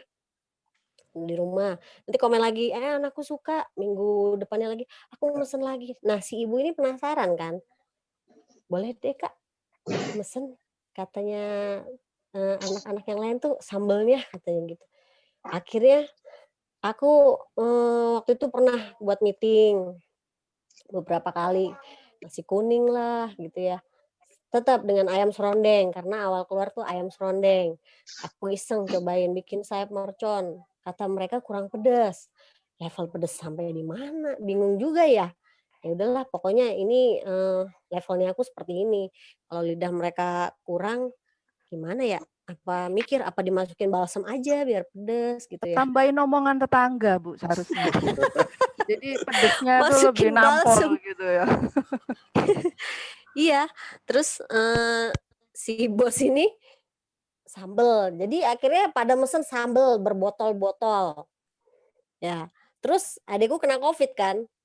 Aduh, kena COVID bulan Agustus 1 bulan. Aku juga dititipin anak-anaknya. Mereka semua masuk rumah sakit sama mertuanya adik. Terus ya sudah aku sama anak-anaknya. Berhentilah aku jualan. Mau gimana jualan? Aku ikutan isolasi mandiri tuh sama anak-anak itu kan 1 bulan. Terus aku langsung terus udah gitu ada WFH. Masuk cuma 2 kali. Aduh, aku bilang gimana ya. Terus ya itulah mungkin, tapi sekitaran ya itu tadi aku kurang branding gimana ya. Memang di media sosial kurang nggak pede. Aku nge-branding di media sosial, apalagi mungkin kayak se-Cindy gitu. Apa itu? Oh. Mungkin aku sambil makan sambal gitu nggak bisa. Nggak bisa, kurang saya gitu. Di level komunikasi, Bu, karena di era seperti ini orang mungkin jenuh dengan strategi pemasaran yang kita tawarkan produk ya, karena orang lebih safe. Ya udah sementing aku mangan nih, wis gak kelamben gak popo lah ibaratnya gitu. Jadi saya hanya berusaha dekat dengan konsumen saya dengan menunjukkan bahwa saya ada, toko kami ada, hanya dengan melalui cara komunikasi yang berbeda, itu aja. Kalau kita tapi kalau ibu nggak pakai baju ya kabur, Bu. Gimana? Kalau ibu nggak pakai baju ya kabur customernya. Ya artinya tadi disebutkan pemilihan produk tadi loh maksudnya. Om Patria mau nanya nih ya, masalah harga. Awal aku ngasih harga, itu harga Bogor. Kata adikku gini, Mbak, terlalu murah. Ini orang-orang Jakarta. Kamu jangan ngejatuhin nama usaha kamu sendiri dengan ngasih harga murah. Kan bingung ya? Aduh, kan bingung ya? Akhirnya aku naikin level harga. Jadi harga Jakarta, harga perkantoran. Pada saat itu, temennya adikku yang di Jakarta bilanglah sama cabang di Bogor. Cabang Bogor pengen mesen. Aku bilang, gimana ya harganya di harga Bogor lah gitu ya. Terus adikku bilang gini, Barin, ini ya, kayaknya jangan dirubah kalau sudah itu. Harga Bogor sama harga Jakarta harus sama. Masalahnya mahal untuk pasar Bogor. Untuk pasar di Bogor mahal. Emang untuk orang Jakarta segitu mah murah gitu. Tapi terus gini, kemahalan, aku agak bingung juga yang ngasih harga. Masa aku harus ngelihat personalnya per individunya. Oh, ini orang begini harganya segini, ini orang begini harganya segitu. Kayaknya nggak komit banget. Akhirnya aku ngasih bikin menu dengan harga yang nggak akan berubah gitu. Kecuali yang kalau ada orderan khusus gitu di luar dari menu, itu mungkin bisa berubah. Masalah harga ini, harga Jakarta sama harga Bogor, bingung. Kudu gimana coba? Gimana Pak Patria? Kita bicara faktor penentuan harga berdasarkan masukan dari rekanan tadi, supaya nilai produk ini tadi tetap dia punya segmen yang bagus di pasaran. Ya, sebenarnya yang dilakukan tadi sudah benar sih. Jadi ketika kita sudah menentukan suatu brand, suatu produk, itu kalau kita jualan dimanapun ya harus sama harganya. Jadi saya ada kasus juga gitu, produsen Carica, ada yang jadi manisan dari Dieng, dari itu ketika brandnya sudah besar, nah, dia ada tawaran untuk menjual produknya ini di hotel. Sementara ada satu lagi yang menawarkan untuk masuk ke Indomaret. Ya, ini kan dua segmen yang berbeda, di hotel dengan Indomaret. Awalnya dia berpikir yang di Indomaret ini agak lebih murah, sementara yang di hotel tetap dengan harga premium. Bagaimana ya saya? Ya, kalau kamu pakai brand yang sama, ya harganya tetap sama, karena salah satu pembentuk brand itu adalah kita komit, kita konsisten dengan apa yang kita lakukan. Tapi harga produk Alfamidi di biasa dengan di bandara beda loh Pak. Jadi ada selisih ya kalau nggak salah, benar ya? Lebih mahal ya?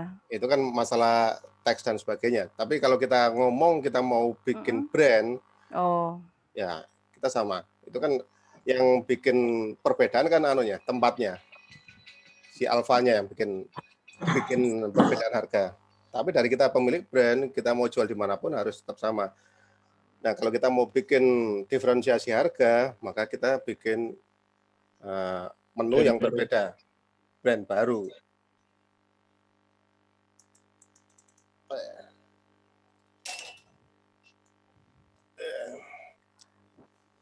Oke, jadi Om Patria, jadi punten ya. Jadi Om Patria maksudnya kalau pengen brand beda dengan produk yang sama nggak masalah? Nggak masalah. Gitu ya. Jadi dengan harga yang beda pastinya. Iya, bisa jadi untuk segmen pasar beda mungkin ya? Iya, segmen pasar beda. Boleh saya curhat sedikit? Teman-teman, mohon maaf ya, sekedar reminder aja, ini sekarang waktunya sudah jam 21.00. Jadi kalau masih ada pertanyaan atau apa, mungkin ini saya kasih kesempatan untuk Teguh bicara ya, untuk satu kali lagi. Kemudian jika ada pertanyaan lanjutan, mungkin nanti bisa dilanjutkan. Kita sepakati apakah akan ada kelas lanjutan atau mungkin sharing session berikutnya atau bagaimana. Karena sepertinya teman-teman sudah ada yang live ya. Jadi sepertinya juga tema kita melebar dari awal branding, maka kalau misalkan nanti teman-teman ada pertanyaan lanjutan atau apa, bisa kita lanjutkan di pertemuan berikutnya atau bagaimana. Kesepakatannya gimana ini enaknya Pak Patria? Iya, saya manut dengan panitia aja lah. Baik, silakan Teguh untuk tadi. Iya, tadi merespon Rinda yang bilang apakah ketika bicara harga otomatis kemudian harus ada bukan harus ya disarankan untuk membuat brand baru. Ada cerita sebuah produsen mengepung sebuah pasar dengan berbagai macam merek dan itu mereknya sebenarnya mereknya dia sendiri. Mungkin ini saya sekedar sharing di tahun 2009 sampai dengan 2015 saya pernah ada di bisnis delivery. Jadi ketika kita terjun di jenis usaha seperti itu, ada beberapa kompetitor kita. Ada beberapa kompetitor yang ternyata ownernya itu ada ya orang-orang itu aja. Orang yang sama. Ada sekitar 6 bidang usaha yang sama, tapi yang 3 atau 4 itu yang punya sama. Nah, jadi menarik ini berkaitan dengan yang disampaikan dengan Rinda tadi. Mungkin trik seperti itu bisa digunakan untuk mengepung pasar, gitu kan, dengan meskipun produknya sama, isinya sama, komposisinya sama, tapi mereknya berbeda, itu sudah menimbulkan, boleh percaya boleh tidak, banyak juga customer yang merasakan beda, padahal sebenarnya sama, barangnya sama, karena biasanya mereka tertarik dari entah itu dari kemasan, entah itu dari metode penjualannya, misalkan tadi yang disampaikan Mas Patria bahwa ini dijual di hotel. Hotel itu image-nya kan sudah berbeda ketika ini barang ini bisa didapatkan di Indomaret. Gitu. Jadi orang prefer, mungkin ada sebagian orang yang prefer, saya belinya di situ aja, di hotel aja. Meskipun mungkin sedikit lebih mahal, tapi saya dapat image-nya. Gitu. Padahal sebenarnya barangnya sama, produknya sama, hanya berbeda merek, yang punya sama. Gitu. Ini juga mungkin buat siapa minta tadi ya, gitu kan. Jadi kalau saran saya sih, lasagna tadi itu memang harus kita akui itu bukan makanan yang bisa dibilang makanan kita sehari-hari. Ini orang Indonesia. Jadi lasagna itu mungkin ketika saya pengen, saya order. Jadi untuk mengharapkan repeat order bisa, tapi saya tidak yakin itu akan terjadi dalam jangka waktu yang dekat. Seperti itu sih. Thank you. Oke. Terima kasih. Tanggapan dari Teguh tadi merespon pertanyaan atau curhatan dari Rinda tadi. Mungkin Pak Patria, karena waktu kita sudah lebih dari yang dijadwalkan, alhamdulillah ternyata teman-teman cukup tertarik ya dengan tema kita malam ini. Mungkin bisa dibantu kesimpulan secara umum dari materi yang disampaikan malam ini, Pak Patria, silakan. Oke, sebagai closing bahwa membangun brand itu adalah sebuah investasi kalau kita ingin membangun bisnis yang berkelanjutan. Ya, karena ini adalah sebuah perjalanan panjang, maka kita harus menyiapkan stamina yang cukup lumayan juga. Seperti tadi yang dikatakan, ya kalau mau jualan, mau bisnis, ya kita harus punya mental yang kuat juga. Kita tidak boleh cepat menyerah ketika menerima kritikan yang agak pedes. Brand adalah nama yang punya makna. Brand adalah nama yang mengundang rasa. Jadi sebenarnya kita tidak perlu terlalu fokus apakah kita harus bangun logo atau apapun, selama tujuan itu tersampaikan, maka sebenarnya kita sudah membangun brand. Semoga dengan apa yang saya sampaikan hari ini bisa memantik rasa ingin tahu teman-teman tentang apa itu brand, dan lain kali kita bisa diskusi yang lebih panjang. Terima kasih teman-teman, terima kasih Bu Moderator. Thank you Mas Patria. Oke teman-teman, mungkin ada yang memberikan respon dari kegiatan kita malam ini untuk perwakilan depannya bagaimana, apakah perlu untuk kita lakukan pertemuan lanjutan atau bagaimana. Mungkin dari Bu Afri atau Bu Arfianti silakan merespon kegiatan seperti ini, gimana kita lanjutkan terus ya? Lanjutkan, siap. Lanjut. Gimana teman-teman yang lain? Lanjut dong. Oke, lanjut. Ya. Lanjut, jangan malam-malam juga. Baik. Ya, ibu-ibu ini banyak kerjaan malam. Di acara ini baru dengerin Teguh ngomong serius loh. Iya. Biasanya di grup nggak pernah serius. Emang brandingnya ini dia mah. Ya, dan Juan brandingnya Jagung Rayu. Nih. Jadi Teguh sekarang lagi jadi Papa Sincan, jadi dia lagi settingan serius ya. Alhamdulillah. Ini perlu dilanjutkan lagi, Pak Jeng Cindy. Baik. Tentang branding ini harus banyak masukan ilmu semuanya itu. Apalagi di saat pandemi ini gitu loh. Baik. Mungkin juga nggak cuma branding ya, Mbak Cindy. Boleh nanya satu lagi? Gimana? Boleh nanya satu poin? Iya. Sebelum penutupan. Sebelum closing. Mas Patria kan selama ini kan membina UKM-UKM. UMKM. Di masa pandemi khususnya. Kira-kira produk apa, jenis usaha apa yang di masa pandemi ini dicari oleh orang, gitu kan? Dibutuhkan oleh orang. Gitu kan? Ya, simpelnya sih cuannya banyak. Apa kira-kira kalau menurut tanaman, hobi? Ya, kaleng masker. Health support sih. Apa itu? Ya, produk-produk mendukung untuk kesehatan. Hand sanitizer, suplemen dan sebagainya, jamu. Yang berkaitan dengan itu ya. Iya. Nah, berarti lasanya itu nggak bisa dijual di masa pandemi. Lasanya coba dikasih masker, mungkin bisa. Bisa. Kalau ngomong lasanya ini iki mau imun booster. Serius. Saya keri-keri ini guyu dhisik kabeh rek. Bayang banyak lagi mau. Aduh. Oke, ditutup doa Bu Cindy. Waduh. Sedih aku yang belum selesai. Oh, belum ya. Ya ngomong oke, baca dulu aja. Ya artinya selama orang butuh makan, kayaknya kalau makanan laku-laku aja deh. Ya. Benar. Kayak urusan perut deh. Cuman kembali lagi ke selera. Ya, tinggal makanan seperti apa yang dibutuhkan masyarakat. Selera kamu ya. Sama branding. Kembali ke branding. Ini sebenarnya ada pengusaha dari Jember ini yang belum ngomong dari tadi ini. Siapa Jember? Yunanta ya? Iya. Dia re.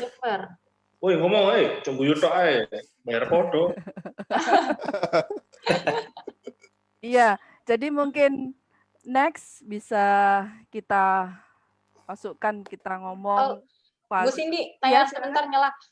Saya mau nanya ke ini ya Bu Ninta, selain produk lasanya ada apa lagi? Ada makaroni skutel, Vi. Oh, jadi semua pokoknya yang berbau pasta ya? Pasta.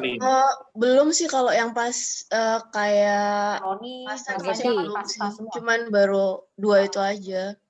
Oh gini, coba nih kamu buat ini jual produk sausnya. Tetap semangat ya. Jual produk sausnya aja. Oh, jual produk sausnya aja. Karena terus terang saya sama beberapa teman saya di komunitas di sini di Sidoarjo itu lebih banyak beli sausnya aja daripada beli udah jadi.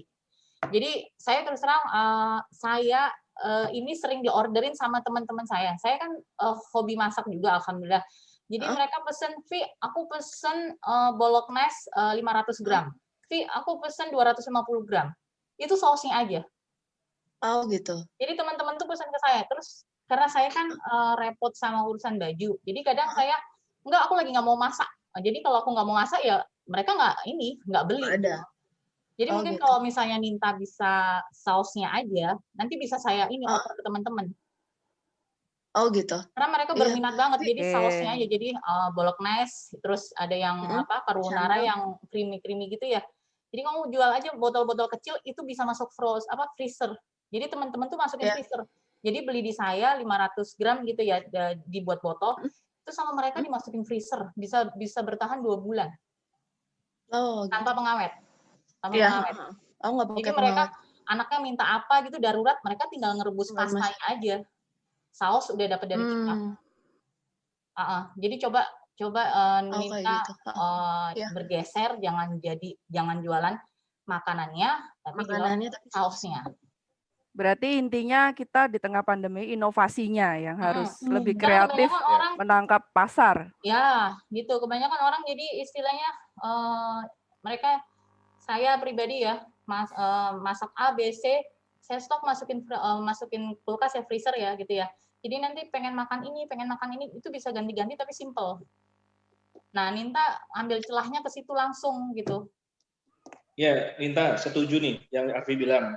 Iya. Saya punya teman, dia jualan pecel. Jualan pecel. Jadi pecel itu terlihatnya kan itu makanan umum ya, banyak orang makan pecel. Tapi segmennya batas, ruang lingkupnya terbatas. Jadi ketika dia tanya ke saya, gitu kan, ada saran nggak sih kalau mau meningkatkan penjualan dan sebagainya gitu? Saya asal aja ngomong, ngapain jualan pecel? Ribet gini, jual aja bumbunya. Kemas yang bagus gitu kan, kemas yang bagus di besek gitu kan, besek tapi modern gitu kan. Dan penjualannya sekarang sampai ke Papua. Iya, jadi mungkin benar yang Arfi bilang tadi, gitu kan. Saya setuju tuh sama Arfi. Mungkin kita jodoh bisa itu. jual Hati-hati Ninta. bumbu pasta, itu frozen, terus bisa tembus ke keliling daerah. Sekarang kan ada namanya pengiriman pakai yang paksel ya. Paksel itu pakai sampai kan. Dan dia derima pengiriman ada pilihan. Mau pakai frozen atau mau pakai yang suhu biasa, suhu kamar atau suhu frozen gitu loh. Suhu dingin. Jadi kita bisa terobos ke situ deh kayaknya. Iya. Ini kayaknya menarik ya kalau kita bicara sudah masuk ke fase sharing ya untuk sesama pelaku usaha ini. Mungkin apalagi membeli Teguh. Iya, saya mohon maaf sekali teman-teman ya karena waktu kita yang sudah larut ya. Jadi mungkin kita agendakan untuk Zoom berikutnya itu kita bisa berkumpul kembali seperti ini, kemudian dengan tema yang lebih spesifik. Kemudian kita bisa nanti mulai saling berbagi masukan-masukan atau kendala apa yang dihadapi teman-teman sehingga dengan adanya forum seperti ini kita bisa dapat masukan yang positif ya. Tidak hanya misalkan kuliner dengan kuliner atau mungkin penyedia jasa dengan penyedia jasa, tapi ternyata tadi Teguh bisa atau Bu Arfi dari yang garment bisa memberi masukan untuk kuliner dan sebagainya. Jadi untuk narasumber malam ya mungkin tadi makan apa Pak malamnya kok ngomongnya bisa lancar ya? Iya, teruskan aja. Oke, iya terima kasih. Kode, tegak kode. Jadi saya mewakili saya mewakili pengurus paguyuban mengucapkan terima kasih banyak kepada narasumber malam ini Patria Wijaya atas semua ilmu yang sudah dibagikan kepada teman-teman di sini. Harapannya ke depannya kita bisa terus berbagi kebaikan ya seperti ini, berbagi ilmu, berbagi pengalaman sehingga dari ketemunya kita di paguyuban ini insya Allah memberikan manfaat yang positif ke depannya. Selain menambah teman-teman yang punya usaha lebih laris atau bagaimana, ilmu kita pun juga bertambah. Jadi kita mohon maaf apabila dalam sesi ini kita ada salah-salah kata atau apa dalam penyampaian. Nggak ada konsumsi. Ya. Teguh yang salah, Teguh. Karena kita ketemunya virtual, jadi kita makannya juga virtual ya. Foto dulu lah, foto dulu. Kita belum foto loh, dokumentasi. Oke ya Bu Lina ya, jadi gimana untuk dokumentasi nih? Yang masih bisa minta tolong on cam, kita foto sekali lagi bersama untuk dokumentasi. Loh, Faisal. Silakan Bu Lina yang ngarahin. Bu Fani yang Bu Irfani silakan, fotografer kita. Ayo speakernya Bu. Dihitung. Pose terbaik. Sama 100 ya. Pose terbaik. Berhitung ya Bu. Saya nggak pakai laptop, nggak bisa moto. Oke, Bu Lina aja coba Elina. Pose terbaiknya. Ya apa cara nih? Ya apa cara nih foto? Saya bantu foto. Oke, silakan. Enggak maksudnya screen. Bantu ya. 1. Apa nih? Senyum dong. Dian. Oke. Itu Rinda jangan ditutupin dong. Senyumnya dong. Senyumnya kalah sama Pak Teguh. Pak Teguh senyumnya. Ayo. 1, 2, 3. Udah belum? Sudah. Sudah. Oke, alhamdulillah. Patria kayaknya kok merem. Iya. Kita tutup. Ya, sudah cukup ya. Khusus Teguh tolong diblurkan aja Bu nanti Bu ya. Nanti Dikasih emoji Shinchan aja tuh si Teguh. Nanti dia kembali ke WAG, tolong teman-teman jangan kaget ya kalau omongannya sudah mulai nggak sesuai yang kayak pertemuan kita malam ini. Jadi sudah jadi balik ke Tegik yang sebelumnya. Ini kan khusus ini aja. Hati-hati dia kode. Mungkin makhluk berbeda dia ini. Ninta. Iya, ternyata pinter. Ninta siap-siap dijabri sama Pak Teguh ya untuk dikasih. Pokoknya bonusnya masker masukan itu tadi ya. Bonusnya masker. Oke, terima kasih banyak teman-teman sudah join di kelas Zoom kita malam ini. Mohon maaf bila ada Sama-sama, Ses.